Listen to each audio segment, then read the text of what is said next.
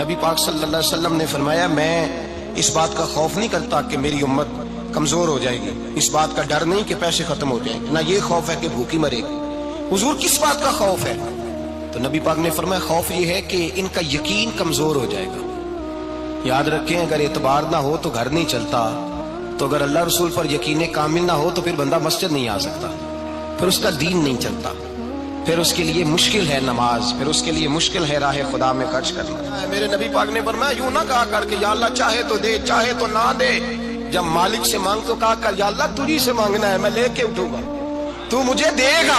فرمایا جتنا تیرا یقین کامل ہوگا اتنا ہی اللہ تجھے جھولی بھر کے عطا فرمائے گا۔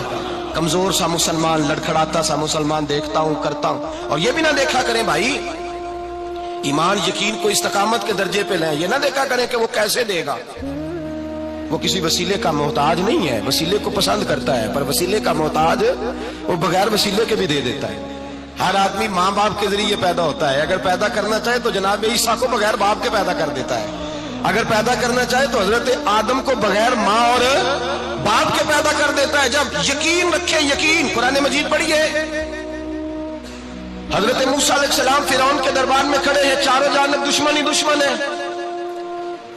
جادوگر آ گئے، انہوں نے سانپ چھوڑے، حضرت موسیٰ کے ہاتھ میں ڈنڈا تھا، حضرت موسیٰ کہتے ہیں یا اللہ کیا کروں؟ تو اللہ تعالیٰ نے فرمایا اپنا عصا پھینک دو۔ کہنا چاہیے تھا نا کہ یا اللہ ایک ہی تو شے ہے، اتنے سانپ ہے، بچانے کے لیے ڈنڈا ہے وہ پھینک دوں؟ ڈنڈا پھینکا جاتا ہے، سانپ کو دیکھ کر کے قابو کیا جاتا ہے۔ یہ میرا اور آپ کا ذوق ہے نا، لیکن انبیاء کرام کا انداز ملاحظہ کیجئے میرے عزیزو۔ اللہ فرماتے ہیں ڈنڈا، اے موسیٰ ڈال دے اپنا عصا، پہلے نہیں فرمایا کہ سانپ بن جائے گا، فرمایا بس تو ڈال دے۔ میں اور آپ ہوتے ہیں تو سانپ سامنے ہے، ڈنڈا ہاتھ میں ہے، ہم کہیں گے عجیب بات ہے، یہی تو دفاع کی چیز ہے، اسی کو ڈال دوں تو بچوں گا کیسے؟ کہا ڈال دو، تو حضرت موسیٰ نے ڈال دیا، کہا میرے رب کا حکم ہے تو میرے لیے بہتر ہی ہوگا۔ اللہ فرماتے ہیں جب موسیٰ نے ڈالا تو میں نے اس ڈنڈے کو، اس عصا کو اژدہا بنا دیا۔ اب کبھی عصا بھی اژدہا بنے، کبھی کبھی چھڑی بھی بہت بڑا اژدہا بنی ہے، لیکن قرآن کہتا ہے جناب موسیٰ نے ڈالا تو اللہ نے اژدہا، بلکہ اس سے پیچھے چلیے، عورتیں کمزور یقین کی ہوتی ہے نا، جناب موسیٰ پیدا ہوئے تو اللہ فرماتے ہیں میں نے موسیٰ کی ماں کے دل میں بات ڈالی، ماں کے دل میں، صندوق میں ڈال کے تو اس کو دریا میں بہا دے۔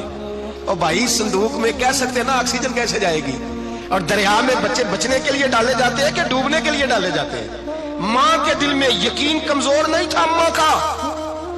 انبیاء کے ماں باپ موحد ہوتے ہیں، دین کو ماننے والے، ماں کے دل میں اللہ نے باپ، اللہ قرآن میں کہتے ہیں میں نے وحی کی، میں نے القاء کیا، میں نے بات ڈالی۔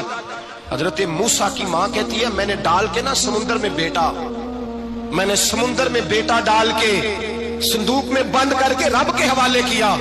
آپ فرماتے ہیں میرے مالک کا بھروسہ کیا تو پھر میرے مالک کا کام دیکھو، کمال دیکھو، میں نے دریا میں ڈالا، اللہ نے فرعون کے گھر میں میرے بیٹے کی پرورش کرا دی۔ یہ یقین کہ حضرت موسیٰ کے پاس قوم آئی، قرآن پڑھیے، کہا جناب پانی چاہیے، وَإِذِ اسْتَسْقَىٰ مُوسَىٰ لِقَوْمِهِ، موسیٰ نے اپنی قوم کے لیے پانی مانگا، ہم نے کہا فَانْفَجَرَتْ مِنْهُ اثْنَتَا عَشَرَةَ عَيْنًا، اپنا ڈنڈا پتھر پہ مارو۔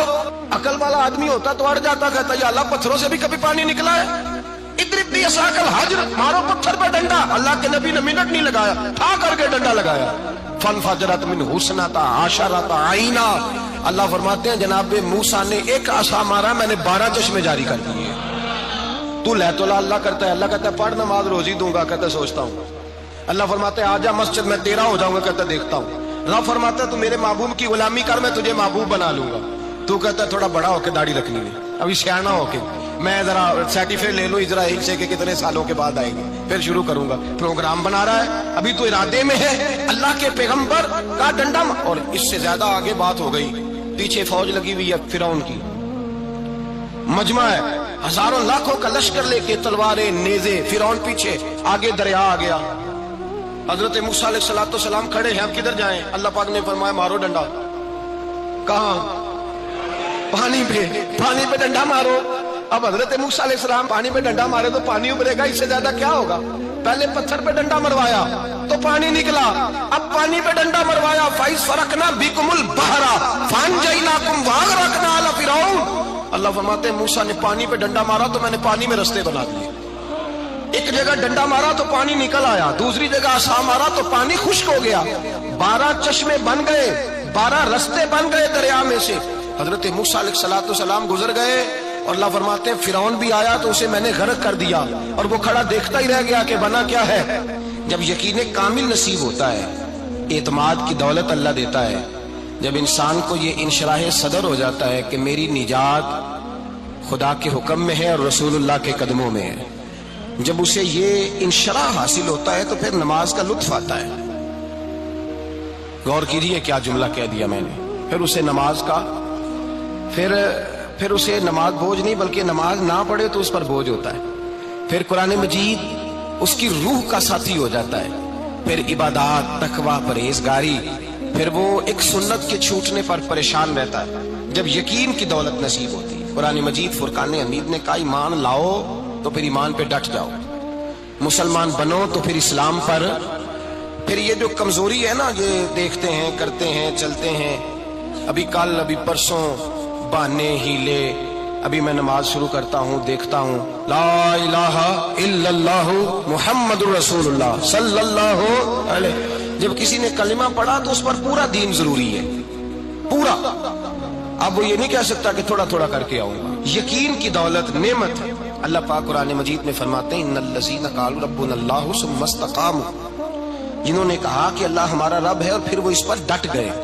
फिर इस पर वो कहा तो डट खड़े हो, नहीं अल्लाह ही रब है, अल्लाह ही देने वाला, अल्लाह ही मालिक, अल्लाह ही हमारा राज़िक है, रब ही हमारा सब कुछ।